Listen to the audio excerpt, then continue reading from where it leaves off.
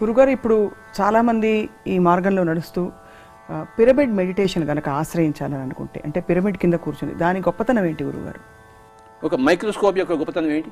Bacteria కనబడుతుంది. Microscope లేకపోతే నీళ్ళు తాగుతున్నాం, నీటిలో ఉన్న బ్యాక్టీరియా కనబడుతుందా? కానీ నీటిలో బ్యాక్టీరియా ఉందా లేదా? దాన్ని చూడాలంటే మైక్రోస్కోప్ కావాలి. ఒక టెలిస్కోప్ ఉంటుంది, నక్షత్రాలు బాగా కనబడతాయి. టెలిస్కోప్ లేకుండా నక్షత్రాలు కనబడతాయి, కొన్ని మినుకుంటూ ఉంటాయి. టెలిస్కోప్ పెట్టుకుంటే బాగా కనబడతాయి, పెద్దగా కనబడుతుంది.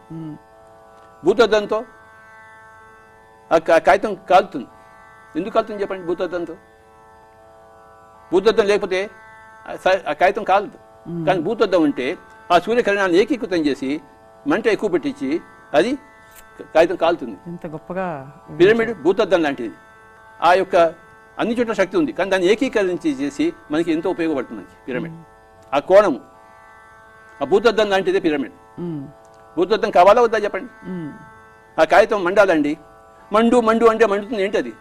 కానీ భూతద్దం పెట్టండి, లటకం మండిపోతుంది. ఆ భూతద్దంగా పనిచేస్తుంది పిరమిడ్.